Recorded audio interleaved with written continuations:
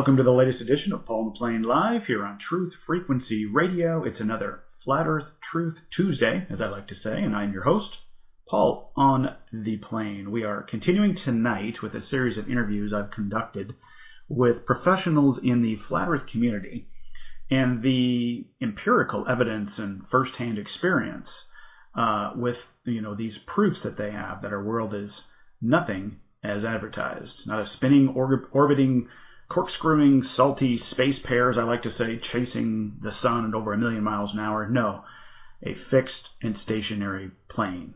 Just a quick reminder, this is a pre-recorded show as I'm traveling overseas, so I won't be able to take any calls tonight. Still, I hope you enjoy the show. So, tonight, my guest is a gentleman who, for the sake of anonymity, we're going to call him Zach.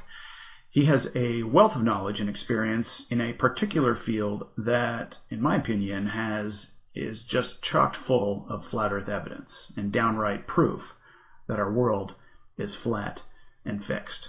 And that is air travel. So without further ado, Zach, welcome to the show. Very much appreciate you taking the time to visit with us and share with us some, what I would again consider hard evidence that the world is not a oblate spheroid or whatever that is, rotating or orbiting. Good evening, Paul. Thanks for having me on your show.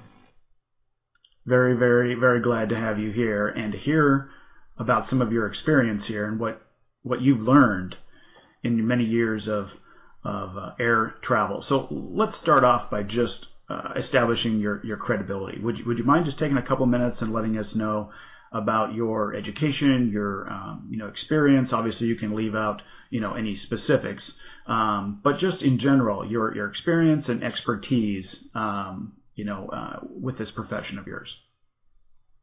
Okay, thanks, Paul. Well, where do I start? Okay, I started flying. I got interested in aviation about 30 years ago, and 29 years ago, I got my fixed-wing license. I was then commercial.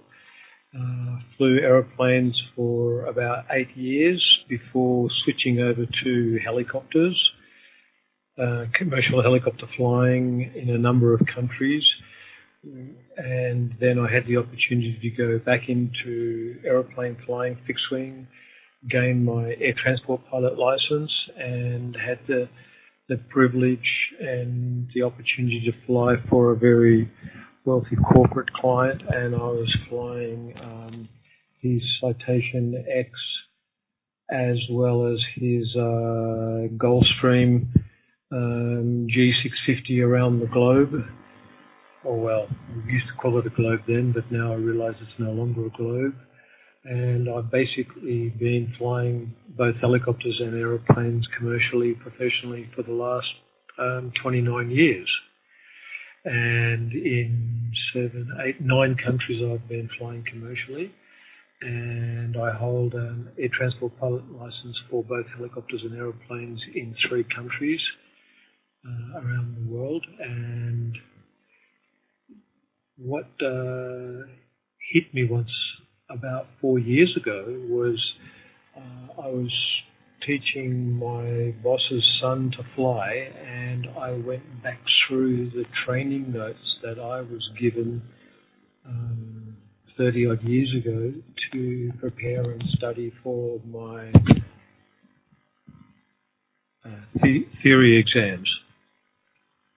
And those documents, when I opened them up, very clearly stated that for all intensive purposes, for aerodynamics, we assume that the Earth is both flat and non-rotating. So 29 years of experience, both fixed wing and helicopter. That's right. Commercially, personally, etc. And I guess going back to your original training, obviously that maybe did not, that fact that you find in the instruction manuals, right, when you're day one, right, of starting to simulate what it's going to be like when you're actually engaging in air travel as a pilot. From day one, you're to assume, as you're training, that the Earth is flat and non-rotating. But it didn't strike you 29 years ago, did it? No, and from most of my working brothers and sisters in the fixed and rotary field, they don't register that part. The irony of that is that when we take this assumption from our training manuals, which says that the Earth is flat and non-rotating, there's no second manual that now covers, now how do we deal with that, with the Coriolis effect and 1,000 kilometre an hour spin, yada yada, all the nonsense that we've heard. There's no transition to the real world of a spinning globe. So we remain with the so-called assumption that the Earth is flat and non-rotating. And when I'm planning a flight from one side of Earth, from whether it be from Brisbane, Australia to New York in the States, I don't make any plans for the adjusting of the additional radius of the Earth, and when I'm flying at 35, 40,000 feet. And if you look on a ball, the straight line between Sydney to New York, we'd almost be, or Brisbane to New York, we'd almost be overflying Hawaii. And yet, ironically, when I punch in the coordinates and I put in a flight plan for that flight to New York, we fly over Alaska, which would entail a massive dogleg. And I want to fly the shortest distance possible. I'm curious now, and we all, I think, see this, you know, and I've had family, well, first of all, I've flown overseas, and you fly north to, you know, they show you that you're flying north to then go back south. For example, you know, as of the airing of this show, I'm in Ireland, and I traveled from the U.S. of A. to Ireland, and same thing. Not as probably as drastic of a curve, you know, up north and down as you would going from Australia to the United States. You would have You probably would have gone through Greenland then, which again puts a big dog leg in your flight. It does put a big dog leg in there, but again, you lay it on a even just an azimuthal equidistant map, which is a flattening of the globe, and it works, and it works out perfectly. So I want to get to that experience that you've had, you know, even flying over Alaska, because that in of itself, I guess, if I were to take, this is what I'm thinking just as you're talking then, so you've got this huge dog leg, if you will, on the globe. If you were to then take that dog leg out and straighten it out, how many more miles would that line be, that distance, than if you were to just go on a globe and draw a straight line again from Brisbane to, you know, your destination in the U.S.? How many fewer miles would that be, you know, on the globe map? And I bet you there's a big difference. That's a very good question, and I haven't done that. However, I've done many flights between Sydney and Perth back to Sydney, and it's approximately a 3,000 kilometre distance. Our Gulfstream flies at approximately 1,000 kilometres an hour, 960, 980 kilometres an hour. So it's a 3-hour flight. Now, if you were to calculate in the 8 inches per square mile that we're supposed to be having, it would roughly add around 900 kilometres to that sector. So... Oh, I see what you mean. The extra distance, because you're not flying over a flat plane. Or that's right. Assuming, you know, we're told we're not flying over a flat plane, so you've got more distance to go around a sphere. That's correct. But you don't plan for that in your flight plan. Never have. And the amount of fuel that you need, even adjusting for going into the wind or with the wind, and so those sort of things, which obviously are going to affect your fuel consumption or your mileage, right? Absolutely. And we have the jet streams, so that flying in one direction is always slower than in another direction, because the jet streams are pretty much the same speed and direction throughout the year. The speed changes somewhat. The jet streams come down and increase in certain parts of the year. However, they're always going at the same speed. In the same direction. So it's always slower to fly from east to west than it is from west to east.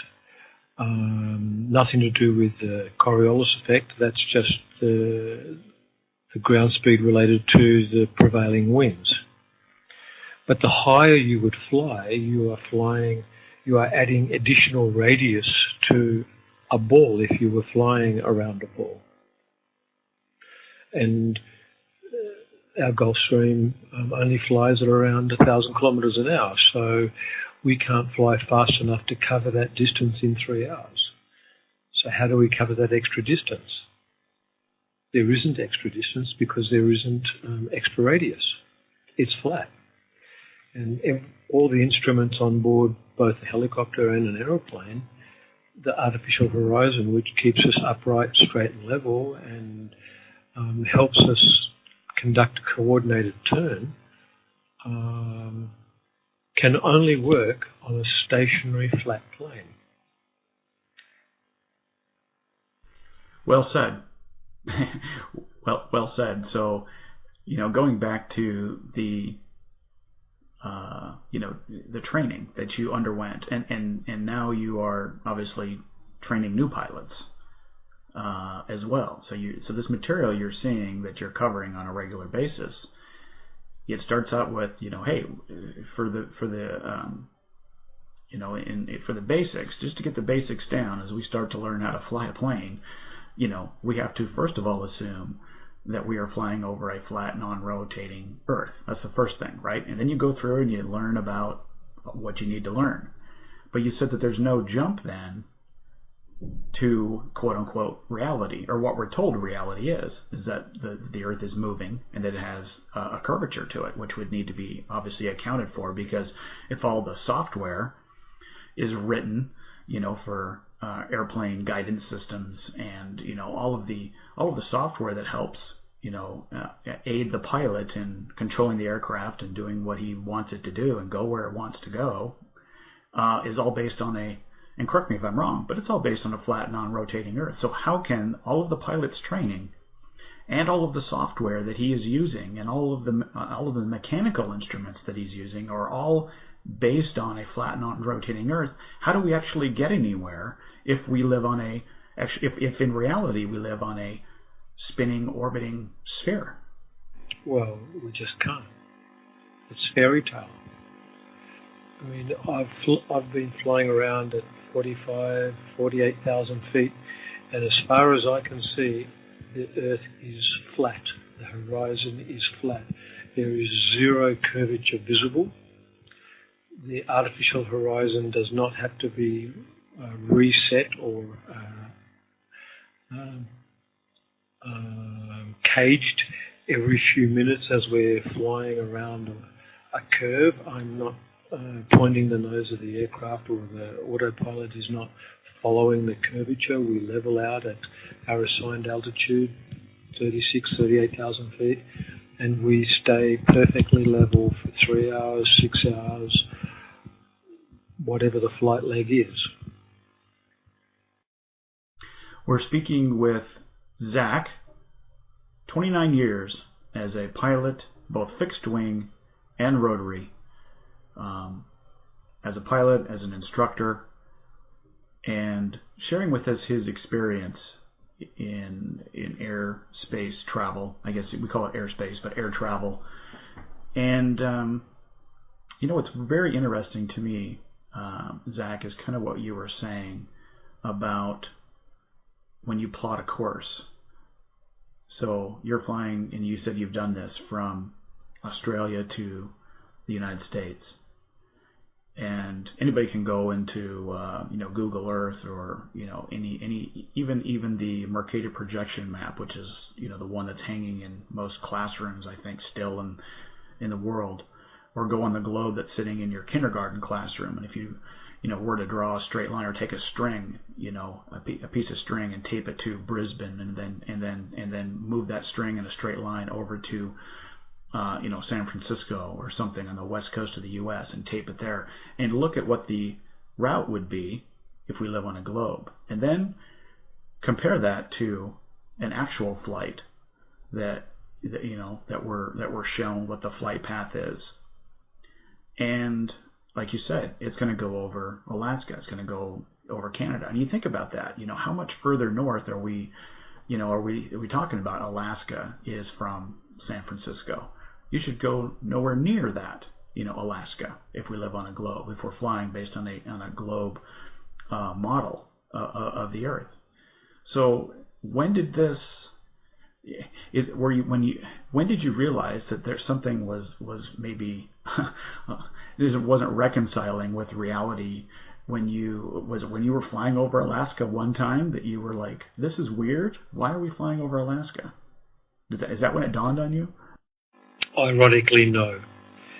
About 5 years ago, a very senior captain flying for Swiss Air said to me, "Hey, Stephen, did you know that the Earth is flat?" And it just didn't. I said, "You're kidding me. You're kidding." Takes you back. You're like, wait, what? He said, "What? No, come on." He said, "Come on, Zach, you know that the Earth is flat. You've looked outside the cockpit window. Have you seen any curvature? When did your last flight plan for curvature?" And I said, "No, it can't be." And that's when he got me started, and I started looking at Flat Earth Facebook sites and starting to talk to other pilots, and 2 out of 3 pilots said I was completely crazy, and a couple of them also started thinking. And the company that I was working for, we have 6 pilots, fixed-wing pilots, 3 helicopter pilots, and I'm dual rated. And we all started talking, and within 12 months of independent research, we all came up with the same conclusion that, in fact, we don't plan for curvature, we don't plan for Coriolis, we can't see curvature. None of our flight planning makes any sense on a ball, but all our long-distance flights make perfect sense on a flat Earth as we understand it, which roughly looks like the UN map. And at least in our little company, we have a unique consensus that all the pilots understand and believe and acknowledge that the Earth is flat. It's non-rotating, it's completely stationary, and it contradicts everything that school children are taught in school. Yes, I've maintained that ever since I kind of awakened to this reality about our world, is that, if somebody, born and raised without being told or indoctrinated or, continually reinforced that we live on a spinning globe, flying through space, but just based on their own personal experience and they, grew into an adult, and let's say they're 25 years old, and if you were to go up to them and say, did you know in fact that the Earth is spherical? We live on a ball, we live on a sphere, and it's actually spinning at 1,000 miles an hour. It's flying around the sun at over 66,000 miles an hour, and we're chasing the sun through our galaxy at something like 500,000 miles an hour. How do you think that person would respond? Probably the same way somebody that we approach now that believes that we live on that has never heard or never even thought about flat Earth thinks it's crazy. They probably react the same. Wouldn't you agree? Yes. I mean, that is complete, utter nonsense. I mean, if you live in the northern or the southern hemisphere, if you take a extended open shutter picture of the stars, they're circling above us. They continue circling around the Polaris, and that has not changed its position for thousands of years. The Aztecs, the Mayans, the Hindus recorded the positioning of the stars, which has not moved at all. And had they been moving, then a sextant, and none of our astronomy would work the way we understand it, because we would be seeing different stars whizzing past us constantly. But that never happens. It's always the same star set circling overhead at a predetermined time that it's been recorded in an ephemeral calendar, which records the space-time continuum, if you like, of the position of those stars above. And that's what makes a sextant work. And that's why ancient seafarers could navigate very accurately across our Earth plane, across the oceans, with a sextant, because these star patterns have a unique pattern that is replicated day in, day out, and it is recorded from ancient history, and even into the future will remain the same. Exactly. Good stuff. I was curious, we've only got a couple minutes left before we need to take a break, but in the few minutes before the break, how do you respond? You said 2 out of 3 pilots are going to, kind of reject this. Their indoctrination, in my opinion, is so strong that they're going to reject it, maybe without any investigation, which is proof of the indoctrination. But when you would approach them and say, or when they would approach you and say, I'm assuming this is a comeback that you would see, is that, well, the reason we don't have to train for a spherical moving Earth is because the plane's guidance systems, the navigation, the navigation system, it takes care of all of that for us. I don't have to worry about that. That's all taken care of by gravity and by the software. How do you respond to that? Well, I simply explained to them that, your initial training manuals told you that the Earth is flat and stationary, and all flight planning must be based on a flat, non-rotating Earth. So when does it become reality and we have to start factoring in the Coriolis? Are you aware that the artificial horizon can only work on a stationary flat plane? And when you're flying around at 30,000, 40,000 feet, have you seen any curved horizon? The answer to that is... Only if you're looking through curved windows, I guess. That's right. And there are some planes... Yes, there certainly are some passenger planes that, with pressurization, changing of altitudes, the window does flex and give an appearance of curvature.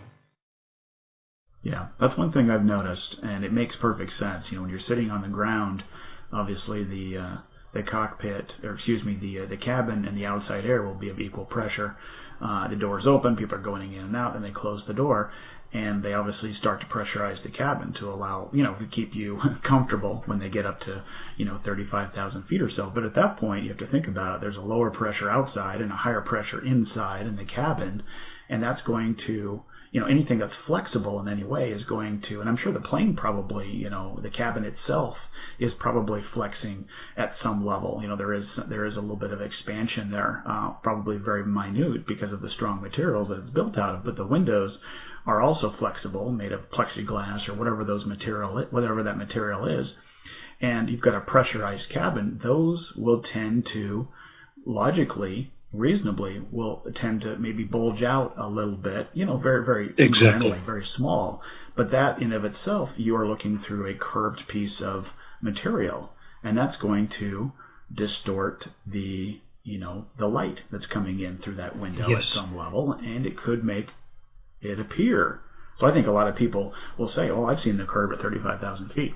Well, it's because you're looking potentially, you're looking through a curved piece of material that would give you that effect. I think it's important to talk to pilots who have maybe a 180-degree view, because they've got flat windows and they've got the cockpit. They can see left all the way to the right, so they can see a 180-degree view, a much different view as a passenger, I'm assuming, and you would definitely be able to optically see curvature at that point, and it sounds like you don't.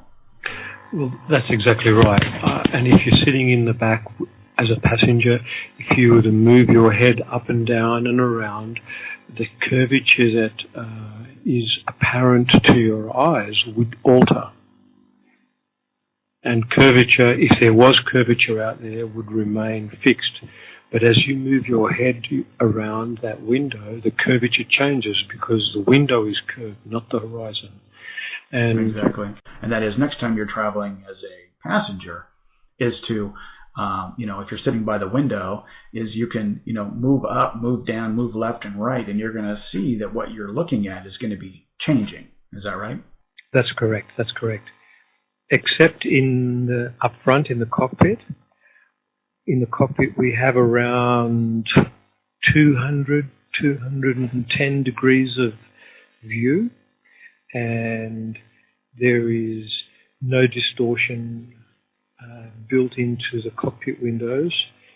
I mean, if you're making a visual approach to a runway, you need to see it for real, not a distorted image of what that runway looks like. So for safety and accuracy in flying, we can't have distorted windows in the cockpit like the passengers often do. So the windows are not concave or convex in any way, shape, or form in the cockpit. And you said you've been as high as 48,000 feet? I would assume if the Earth were a ball of a circumference of 24,901 miles, when you get to that altitude, which is another 2 miles or so above where we would even travel as at where most commercial airlines travel, a mile or two higher than that, and still no optical evidence of curvature. Zero. When you're looking through a flat window. Absolutely zero, Paul. And while we're on that point, I've had friends who have experimented with sending balloons up into the upper atmospheres, and I believe some of those balloons have gotten as high as 120,000 feet, and the footage of that was absolutely perfectly flat. Unlike when amateur balloonists send up a GoPro which has a fisheye lens, and of course we get a constant curvature which is constantly changing as the lens is dipping up and down above and below the horizon. The curvature is changing. Sometimes it's curving down and around, representing a bald Earth, and sometimes it's totally the opposite. And so it sends you a little bit crazy trying to look at those pictures. But I've seen footage of friends who have sent amateur balloons up with a true corrected lens, and it is perfectly flat at every altitude, at every step, all the way up to 120,000 feet. And I'm also assuming as the balloon is rising up, as it's moving up, that the horizon continues to rise at the same rate. Yes. Or appear to rise at the same rate. Yes, it remains at eye level of the balloon. It doesn't go down, dipping down. If we were going up in a balloon or an aeroplane, if we were on a ball, then the horizon would be curving away from us, and we'd have to keep looking further and further down towards that ever dipping away horizon. Which in reality we never do. The horizon is always out there in front of us at eye level, even at 100,000 feet, 120,000 feet. And in my own personal experience flying at 48,000 feet, the horizon is perfectly flat and eye level. It's not down there below us, it's straight out there in front of you, and flat as a tack. There you have it. As flat as the eye can see. And all our instruments, all our navigation, long-range navigation, is based on a non-rotating flat Earth. And what that map exactly looks like, frankly, I don't know. But it is something like what the UN map is like. And so when you draw a line from Brisbane to San Francisco and takes you through Alaska, that's exactly the flight plan we fly. So why the hell are we not flying over Hawaii? If it was on a ball, that's the straight line. Well, it's like that news article, which was big in my awakening as I saw that news article about the lady, and I think the flight was somewhere from north of you. I think it was in the Philippines or somewhere in Indonesia. A flight from Indonesia to Los Angeles, I believe, was the destination. But during the flight, there was a woman that went into child labor, and the pilot had to make an emergency landing. And naturally, Hawaii or somewhere in the Pacific, there's got to be some places, where on that route that would be a straight line, that they would have been able to make an emergency landing. But no, where did the plane land? It was in Alaska. Well, it's not funny. That makes perfect sense on the flat plane as we understand it. And if the path of our Earth is something like what the UN presents in their flag, then that's spot on. They're flying in an exact straight line from somewhere in Asia to, was it LA? It takes you over Alaska. Exactly. So when have you made that flight from Australia to the U.S. since you had awakened to the reality of this world that we live, or is that you have? Okay. So the first time you were flying over Alaska on that route, it must really have I don't know what the word I'm looking for is, just shook you as, wow, what confirmation that what you've experienced and the awakening that you had experienced to kind of give you that validation that the world is not as it seems, and it is very very much different than what is being advertised. Well, exactly. And my co-pilot brought along with him, because he was a new believer in the flat Earth model, shall we call it, and he brought a globe with him on that flight. And we were monitoring how we were deviating further and further and further away from the straight line from Brisbane to LA, flying further and further north. And we were just looking at this ball, looking at our navigational equipment, our GPS, and laughing, well, why is the GPS taking us over Alaska in a straight line when that makes absolutely no sense on a ball? On a ball. Well, great stuff. And Zach, really appreciate you taking the time out to just kind of share with us a little bit more evidence, both your personal experience and then your experience and expertise and professional working career in the air travel industry, which is obviously a great flat Earth proof. We have come to the end of another Paul on the Plane Live here on Truth Frequency Radio. We've been visiting with Zach, almost 3 decades now experience as a pilot and an instructor in both fixed wing and rotary aircraft. And just want to say thank you, Zach, for spending this time with us and kind of sharing some insights with us. And it's really encouraging to hear that you have a circle of influence and people that have awakened to this reality that our world is not a sphere that's spinning through space in 4 different directions simultaneously, and we don't experience anything, even though it's curved linear motion that we should be undergoing, and experiencing the angular momentum change. But they realize that it's flat and fixed, and everything that we experience points to that, all of that empirical evidence. So that's really encouraging to me to hear about that. Yes. I mean, the simplest thing, to go back to the basics, keep it simple and smart, the KISS principle, trust your senses. You can go up to the height of a building, climb up to a mountain, look out at the ocean. Everything is flat. All our senses, our perception is based on a flat, motionless Earth. It's only the government system and the modern scientists that keep messing with our heads, telling us that we live on something other than that. if we were never told what we were told in school, and we grew up without any knowledge, in-depth understanding of where we live, our senses would very clearly tell us that we live on a flat, motionless plane. We don't experience any motion, we don't observe any motion, and we don't see any curvature at all. And I think the last thing I'd like to just quickly throw in that every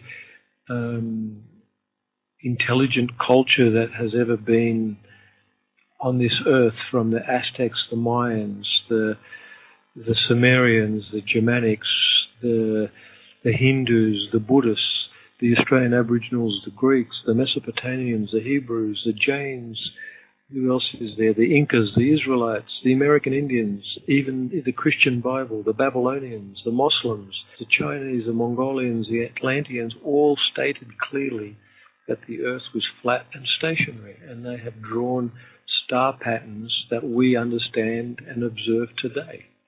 So all these ancient cultures already knew what we don't know today. Thanks, Zach. Really appreciate it. We are out of time. Thanks again for listening to Paul on the Plane Live here on Truth Frequency Radio. Strange World with Mark Sargent is next. Good night, everybody.